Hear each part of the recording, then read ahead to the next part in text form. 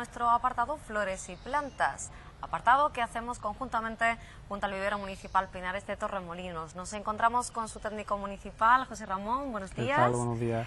Bueno, vamos a hablar de plantas hoy tapizantes y colgantes que pueden adornar muy bien nuestras diferentes terrazas. Yo creo que también necesitábamos hablar un poco de este tipo de plantas. Hemos quizás hecho una escala de planta de mayor tamaño a una planta de menor. El jardín, para que esté completo y no se encuentre hueco o vacío, debe de tener todos los estratos y indiscutiblemente el estrato más tapizante es el último. Puede conseguirse con placas de césped, por ejemplo, que se utiliza bastante en esta zona, por ese aspecto anglosajón, tropical, ¿por qué no? Pero la planta tapizante puede aportar cosas que tienen ventajas sobre el césped. Una de ellas puede ser, por ejemplo, el tema de la flor, puede ser el tapizar en zonas rocosas donde el césped no entraría, zonas de talud. Entonces, ese tipo de ventajas lo hacen tener gran importancia. Entonces, cada vez más aquí en Torremolinos se están haciendo, pues ya saben todos nuestros telespectadores, en el programa de Flor, más plantas. Y bueno, tenemos aquí una colección que después comentaremos, ¿no? Es bastante interesante saber que el jardín tiene que estar ocupado por todos esos estratos, porque si no es un jardín monótono, es un jardín vacío, es decir, un jardín donde solamente haya copa y zona tapizante tampoco dice nada, es decir, necesita su estrato arbustivo para que diga de verdad, ¿no? Entonces, el estrato tapizante es el último, lo hemos dejado para el final y puede aportarnos muchas ideas nuevas dentro de lo que es la jardinería privada, por así decirlo, ¿no? ¿Qué uso le podemos dar a una planta tapizante en nuestro jardín? ¿Qué aplicaciones? ¿Dónde las podemos ubicar? Porque supongo que esto es como todo, ¿no?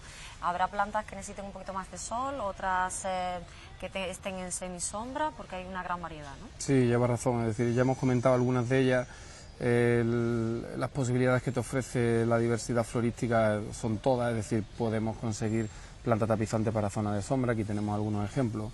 Podemos conseguir planta tapizante en un jardín, por ejemplo, rocoso, tipo planta crasa, que ya vimos también, dedicamos un programa a ella. Podemos conseguir tapizante de flor y podemos conseguir tapizante que solo sea hoja, ¿no? Como por ejemplo tenemos el incienso aquí detrás. Es decir, que yo creo que es una planta que se va a adaptar a cualquier condición que tenga nuestro jardín. Hablábamos de los usos como planta tapizante y como efecto colgante, como tú bien presentabas el programa, ¿no?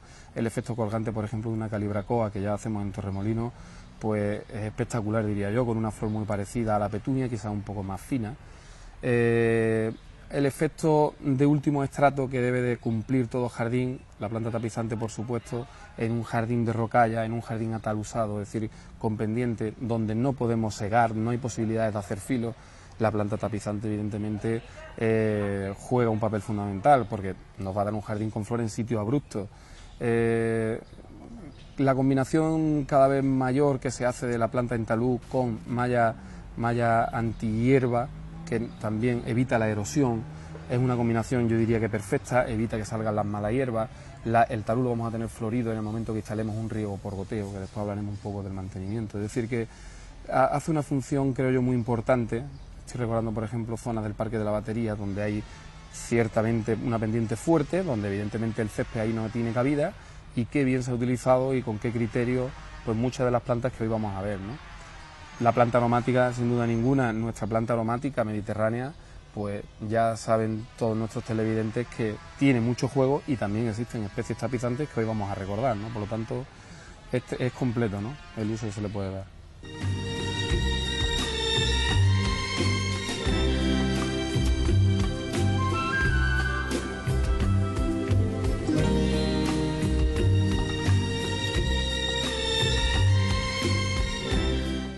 Continuamos en este apartado hoy hablando de plantas tapizantes y colgantes.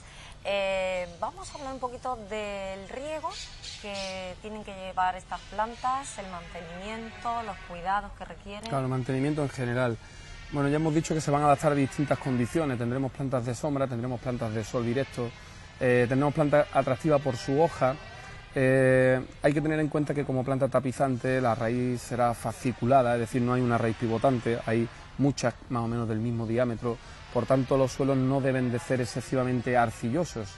es decir, los suelos que sean más o menos sueltos en la medida de nuestras posibilidades, siempre, claro está. No van a ser especies, si utilizamos por ejemplo tapizante mediterránea, especies serán totalmente rústicas, no van a necesitar mucho riego a nivel de sustrato, pero sí es cierto que por ejemplo existen otras que sí van a necesitarlo. Por ejemplo, estoy acordándome de la sulfinia, que ahora la presentaremos, donde a nivel de raíz necesita más humedad que una planta aromática. ¿Por qué? Pues porque ya hemos hablado de que vamos a tener una representación amplia para, es decir, fraguar cualquier problema en cualquier situación de nuestro jardín, sea soleado o sea umbrío, ¿no? Por lo tanto, a nivel de riego vamos a tener distintas posibilidades en función de la especie, pero lo que sí quiero que la gente entienda es que, como toda la planta de flor, que aquí la mayoría, excepto el incienso, la tiene, es necesario ponerle el agua por goteo, dentro también de la posibilidad que nos ofrezca el jardín. El riego por goteo es interesante porque la flor va a durar más encima de la planta. Si el agua le cae encima, se va a marchitar antes, obviamente. El riego por goteo consume mucha menos agua. Tener en cuenta que nuestra zona, la Costa del Sol, concretamente también Torremolinos, pues quizás tengamos algo más de suerte por tema de agua, pero es un bien escaso y el riego por goteo pues hay que fomentarlo, ¿no? Hay que decir que todo lo que sea un riego automático es mucho más ahorrativo que todo lo que sea un riego manual, ya sea manguera o cualquier otro tipo, ¿no? Por lo tanto hay que fomentar el riego por goteo y este grupo de plantas lo va a agradecer muchísimo porque su flor le va a durar más, ¿vale? ¿Qué es lo que puede atacar a esta planta? ¿Cuáles son las enfermedades más comunes? Es cierto que hay que hablar de plagas, concretamente en el caso, por ejemplo, de la calibracoa, deberemos estar atentos a pulgón, es decir, es una planta que puede coger ataques de pulgón bastante acentuados y eso se evita con un insecticida.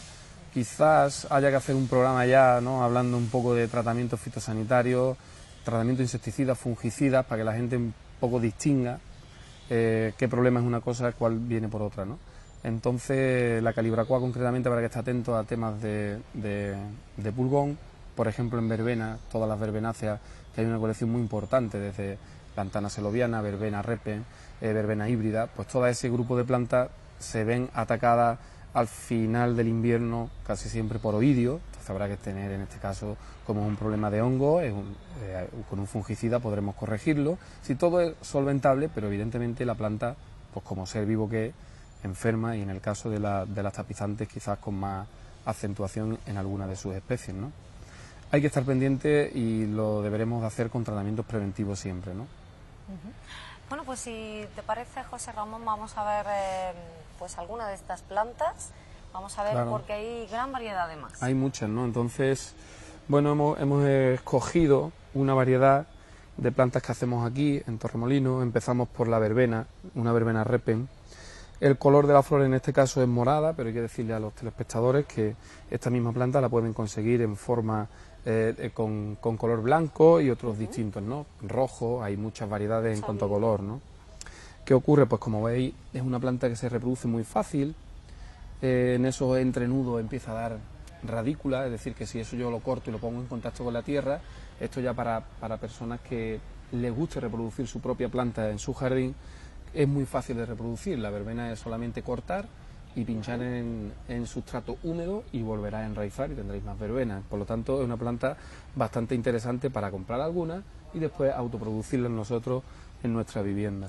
Y esta no tiene ningún problema, ¿no? Fácil de mantener. No, tan solo hemos comentado, Rosa, que es una planta que marca el inicio de la primavera, final del invierno, problemas por oidio. Entonces se volverá un poco blanquecina. Cuando ese síntoma se vea, es el momento de acudir a nuestras instalaciones, que le recomendemos un buen fungicida, y eso en 15 días, 20, estará eliminado el problema si lo atajamos a tiempo, ¿vale? Por lo demás es una planta muy bonita, es decir, enlaza muy bien una con otra, te va a dejar una especie de césped que no vas a tener que secar, es decir, es una planta bastante interesante